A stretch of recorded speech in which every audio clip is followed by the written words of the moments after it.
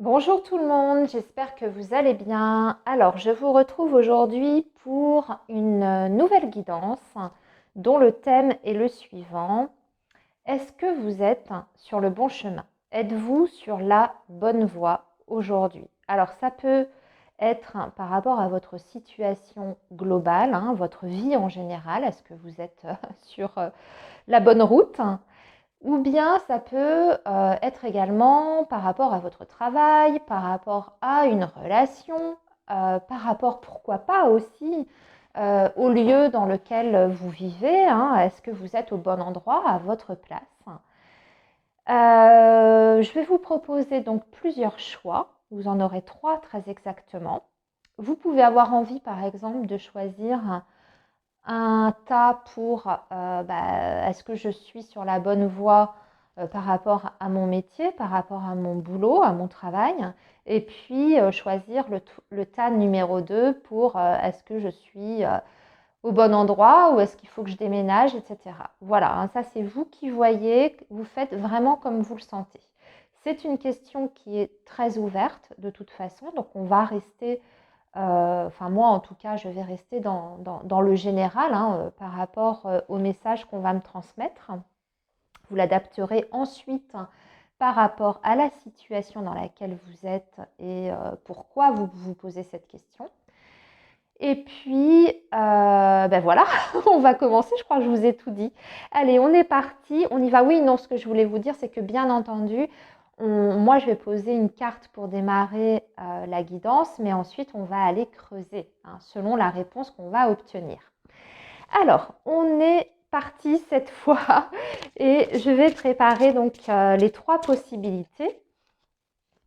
Alors, est-ce que vous êtes sur le bon chemin, sur la bonne voie?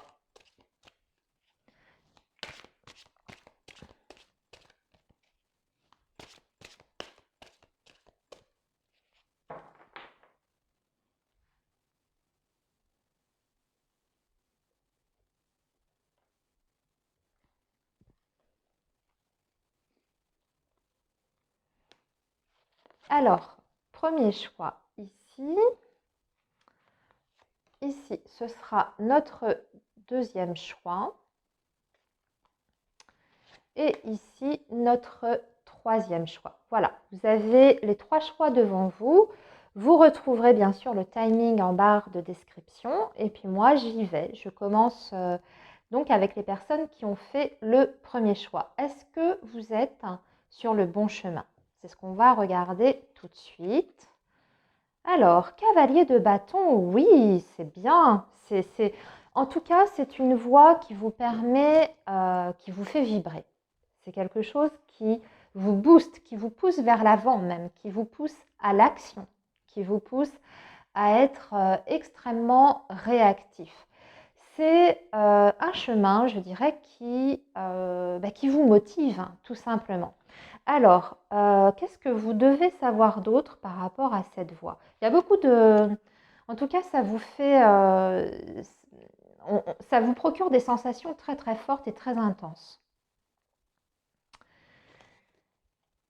On dirait que vous avez tout ce que vous voulez en fait par rapport à ce chemin que vous avez choisi parce que non seulement vous avez le côté feu, hein, ça vous permet peut-être de vous réinventer aussi, de ne pas sombrer, je dirais, dans une certaine routine. C'est pas du tout plan-plan. En tout cas, il y a des choses qui se passent. Euh, c'est c'est extrêmement galvanisant, mais avec ce roi de denier, on voit qu'à côté de ça, vous avez quand même une certaine stabilité, une maîtrise de la situation, vous êtes dans un certain confort. Alors on peut parler bien sûr d'un confort matériel, mais pas que, c'est un confort qui est général, c'est un endroit ou en tout cas une situation dans laquelle vous êtes totalement à l'aise. Vous avez l'impression de, oui, de gérer les choses, en tout cas, comme il se doit.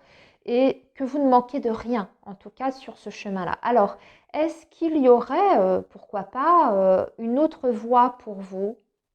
Euh, Pourquoi pas, même si vous êtes bien sur cette voie-là, même si vous êtes dans la bonne direction, est-ce qu'il y aurait quand même une autre voie pour vous? Pas forcément. Pas forcément. 5 de bâton, disons que...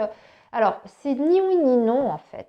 C'est-à-dire que si vous avez envie de vous challenger davantage, que vous êtes une personne qui a besoin de ça pour justement, on va dire, entretenir ce feu qui vous anime, peut-être qu'un changement de direction, un changement voilà, de bifurquer vers autre chose, ça pourrait vous apporter un certain challenge. D'accord? Mais ce n'est pas forcément la voie qui serait la plus facile pour vous parce que ça demande, avec le 5 de bâton, quand même de lutter.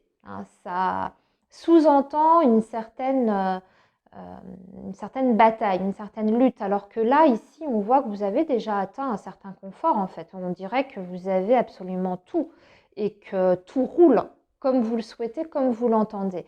Donc ici, avec un 5 de bâton, je dirais que ça vous mettrait peut-être un petit peu plus, pas en danger, parce que c'est pas réellement ça, mais ce serait moins facile que ça ne l'est aujourd'hui, en fait. Ça serait peut-être moins facile. Alors, qu'est-ce que vous devez savoir d'autre par rapport au chemin ou en tout cas la voie dans laquelle vous êtes actuellement? Est-ce qu'il y a autre chose? Oui, on peut vous dire. Le 4 d'épée, on vous dit de prendre du repos pour vous, de vous poser ou peut-être de vous ménager des temps de pause également. C'est vrai qu'avec c'était le cavalier de bâton qu'on a eu là dès le début, ça vous demande quand même une certaine énergie. Ça vous demande quand même, puis ça demande aussi, enfin, c'est pas que ça demande, mais c'est surtout que le cavalier de bâton, il est vraiment tout le temps dans l'action, dans la spontanéité. Et quelquefois, il y fonce, ok? Et là, on vous dit peut-être que de temps en temps, il faut peut-être calmer un petit peu les choses, calmer un peu le jeu, prendre un peu de recul par rapport à la situation en elle-même ou la relation ou pour déjà retrouver un certain calme intérieur, un certain... Oui, le 4 d'épée, vous savez, c'est quand on est au repos, qu'on fait rien, il n'y a rien qui se passe. C'est pas forcément négatif, c'est vrai qu'il y a certaines personnes qui ont besoin d'être toujours en suractivité ou que ça bouge tout le temps, qu'il y ait des choses qui se passent, d'être un peu courir à droite, à gauche, etc. Mais quelquefois, d'un point de vue énergétique, c'est bien aussi de se réserver des moments où on ne fait absolument rien du tout, où on débranche son cerveau, on débranche son téléphone, on débranche tout en fait, cerveau, téléphone, travail, etc. Donc on vous dit ici qu'il ne faut pas oublier de vous ressourcer de temps en temps, même si c'est par rapport à une relation. Peut-être que vous avez besoin de temps pour vous, pour méditer, pour juste passer du temps chez vous, à faire ce que vous avez envie de faire, mais dans le calme et la tranquillité. Et pour d'autres, parce qu'il me vient quelque chose ici, peut-être qu'à un certain stade, cette voie-là, comme on voit que c'est très confortable, vous maîtrisez absolument bien toute la situation, vous avez tout ce dont vous avez besoin dans votre vie. Peut-être qu'il pourrait y avoir, eh bien, à un moment donné, peut-être un ennui, où vous aurez l'impression, en tout cas, justement, tout est tellement bien. Vous voyez, les engrenages sont tous tellement bien huilés, tout fonctionne presque, la situation fonctionne presque d'elle-même, sans qu'on fournisse justement des efforts. Que vous pouvez peut-être avoir cette impression que c'est le calme plat et peut-être un peu d'ennui. Voilà, c'est possible. Ça, je vous laisse adapter par rapport à chacun d'entre vous. Alors, une dernière chose que vous devez savoir par rapport à cette voie. 9 de bâton. Ne perdez déjà, le premier message qui me vient, c'est ne perdez jamais votre confiance en vous, quoi qu'il se passe sur ce chemin-là. Ne perdez pas confiance en vous parce que vous êtes capable de beaucoup. De beaucoup, beaucoup de choses. Déjà, ça se voyait dès le début par rapport à vos premières énergies. Mais aussi, on vous dit que si vous êtes actuellement justement en train de, peut-être encore de fournir pas mal d'énergie dans cette situation-là, sachez que vous êtes déjà presque au bout en plus. Hein, pour atteindre peut-être justement ce roi de denier, où tout est vraiment bien en place. Peut-être que certains d'entre vous, vous n'y êtes pas encore tout à fait à ce droit de denier, mais vous n'en êtes pas loin, pas très loin. Donc là, ici, on vous dit de tenir bon, déjà. Et surtout, de garder votre feu intérieur, mais aussi votre confiance en vous-même, en vos capacités de pouvoir justement arriver à une certaine maîtrise des choses. Si vous avez, par exemple, l'impression que quelquefois la situation vous échappe, hein, vous avez cette capacité d'arriver à un contrôle total. Donc, ne perdez pas cette vue. Gardez vos objectifs bien en tête. Pour moi, vous êtes sur un chemin, en tout cas, qui, a priori, vous convient. Et on voit qu'il y a beaucoup de fougue en vous par rapport à cette voie-là. Donc, voilà, j'ai rien à dire de plus. Je vais m'arrêter ici pour le choix 1. C'était un tirage assez intéressant. Et maintenant, eh bien, je vais regarder pour le choix numéro 2. Est-ce que vous êtes sur le bon chemin? Est-ce que vous êtes sur le bon chemin dans votre vie ou la situation à laquelle vous pensez? Est-ce que vous êtes sur la bonne voie? As de bâton, c'est un début, en tout cas. C'est un début qui est très prometteur. On dirait que derrière ça, vous avez en plus posé un objectif que vous avez très envie d'atteindre. Je dirais que oui, vous êtes tout à fait sur le bon chemin et que vous êtes en mesure d'atteindre cet objectif que vous vous êtes fixé. En tout cas, ce que vous avez déjà démarré ou déjà commencé à mettre en place, eh bien, on dirait qu'il y a une énergie qui vous pousse à aller encore plus loin. Mais ça n'est qu'un début, en fait. Ça peut être le début d'une relation, ça peut être le début d'un boulot, ça peut être le début d'une nouvelle passion, hein, aussi, parce que l'as de bâton peut parler d'une passion que l'on a. En tout cas, on est animé par un feu intérieur, hein, qui nous pousse vers l'avant. Donc oui, en ça, vous êtes, je dirais, sur la bonne voie. Alors, qu'est-ce que vous devez savoir d'autre par rapport à ce chemin? Qu'est-ce que vous devez savoir d'autre? Roi de bâton. Ben, il faut continuer, en fait.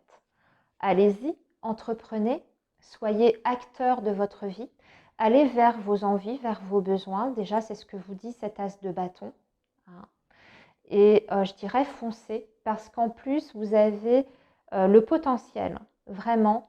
Voyez cet objectif que vous êtes fixé ou ce que vous venez de commencer.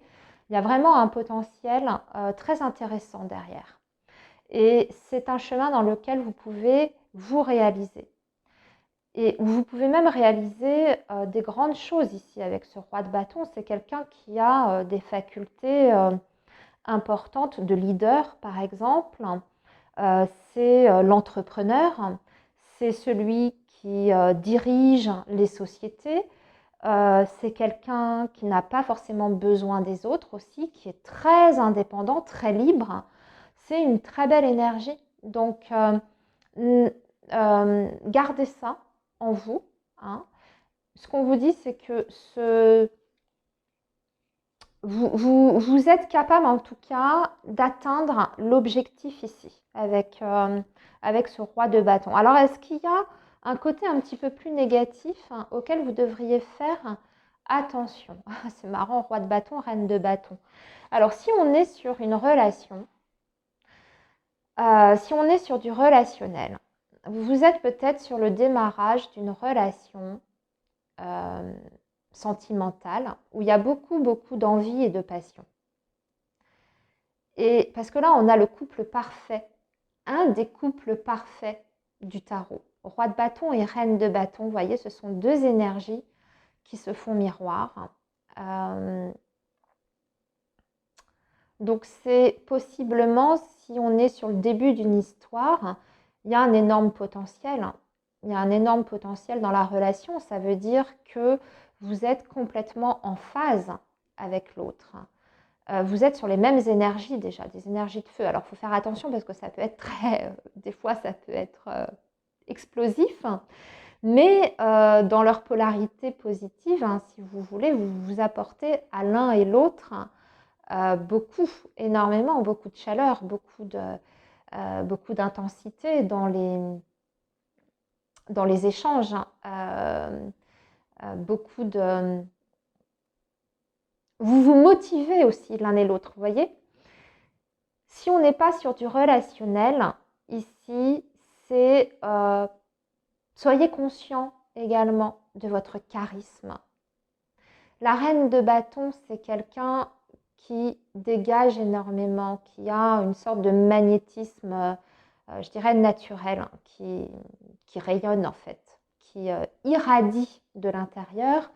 Et c'est une personne vers laquelle on est extrêmement attiré. Voilà. Elle a une énergie comme ça, extrêmement solaire, très très solaire. Donc, vraiment, ici, il y a un potentiel de réussite très important. Si vous avez posé la question, même pour le boulot, pour le travail, vous pouvez entreprendre plein de choses.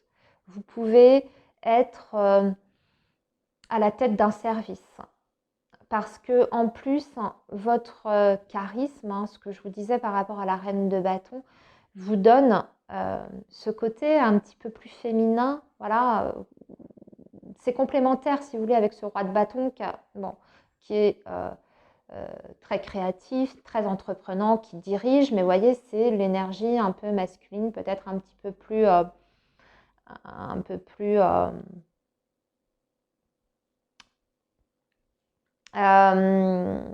un peu plus autoritaire, voilà, je cherchais le terme, un peu plus autoritaire. Et là, vous avez la complémentarité avec la reine de bâton, une énergie qui sera plus dans les rondeurs, vous voyez, dans le charme. Alors, je ne vais pas dire que vous devez charmer vos employés, votre service ou tout ça, mais vous avez les deux qualités, voilà.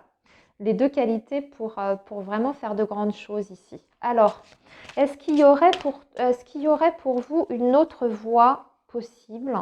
Est-ce qu'il y aurait pour vous une autre voie possible si jamais vous vous posiez la question? Avec la grande prêtresse, pourquoi pas? Mais c'est pas encore conscientisé. On dirait que c'est caché. Il y a une voie qui serait éventuellement, oui, pas forcément mauvaise pour vous, une voie où vous pourriez apprendre des choses d'ailleurs. Mais cette voie-là, on dirait qu'elle est encore un petit peu dans l'ombre. Peut-être que vous avez besoin de vous connaître davantage pour savoir si un jour il faut changer de direction, si un jour il faut changer de cap, changer de métier, changer de, voilà, apporter quelque chose de nouveau, changer d'endroit, etc. Vous n'avez pas encore la réponse, en fait. Ça demande à être creusé. Mais ce n'est pas forcément mauvais, ce serait, disons qu'il y aurait une voie qui serait beaucoup, peut-être aussi d'ailleurs, beaucoup plus mystique, beaucoup plus en lien avec le spirituel également. Peut-être que ça peut être quelque chose de vous. Vous voyez, on a le côté très entrepreneur, leader, etc. Avec tous ces bâtons-là, ici, ça, c'est plus l'aspect spirituel, vraiment ésotérique, la réflexion aussi. C'est beaucoup plus passif. Donc, ça vous permettrait de vous enrichir à ce niveau-là, peut-être de vous élever sur le plan spirituel, mais c'est peut-être pas encore le bon moment pour vous. Je dirais que vous avez encore des choses à faire ici sur le chemin sur lequel vous êtes. Un dernier conseil pour vous, choix 2. 7 de bâton.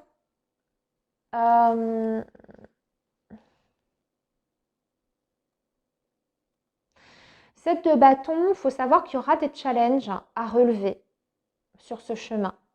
Ça, c'est certain. Ça va vous demander beaucoup de résistance, beaucoup de résilience, pas mal de détermination. N'ayez pas peur en fait de vous dépasser parce que vous êtes absolument capable d'atteindre de grandes choses. Mais il faut savoir aussi, alors le set de bâton des fois aussi peut parler qu'il faut savoir aussi se protéger. Vous voyez, on a quelqu'un qui est derrière des barreaux, c'est des barreaux qu'il s'est mis lui-même, hein, des barrières qu'il se met lui-même. Il se protège derrière ces bâtons-là. Donc il faudra peut-être aussi faire attention. Le chemin sera peut-être pas toujours tout lisse, hein, tout, tout écrit, tout tracé. Il y aura des moments où il faudra relever certains défis. Il faut que vous en soyez conscient, mais vous êtes tout à fait à même de les relever, ce n'est pas le souci. Et peut-être que ça demandera aussi de vous protéger de l'extérieur également, hein, je veux dire du monde extérieur pour ça, ou des attaques extérieures, parce que c'est ça aussi l'idée derrière le set de bâton. Alors c'est très métaphorique hein, ce que je suis en train de vous dire, mais voilà. Ok, choix 2, c'était aussi également intéressant ce choix-là. Je vais arrêter ici. N'hésitez pas à me faire un petit commentaire et à me mettre un like hein, si ça vous a plu. Et puis à vous abonner à la chaîne hein, si ça n'est pas encore fait. Voilà, je vous fais des gros bisous. Et puis nous, on passe hein, aux personnes qui ont fait le choix 3. Êtes-vous sur la bonne voie? Oui, avec la tempérance, c'est très harmonieux comme voie. Ça vous permet un équilibre.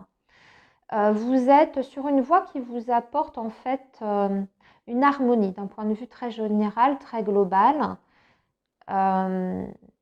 C'est équilibré en fait. On n'est pas du tout dans les excès. C'est-à-dire qu'on n'est pas dans le débordement des sensations, des émotions, des pensées. C'est juste ce qu'il faut. C'est la voie un petit peu de la sagesse, j'ai envie de dire. Mais à la fois, c'est pas négatif, au contraire, parce que, comme je vous dis, on est vraiment dans la modération sur ce chemin-là. Alors, qu'est-ce que vous devez savoir d'autre par rapport à cette voie? Le 2 de coupe. Le 2 de coupe.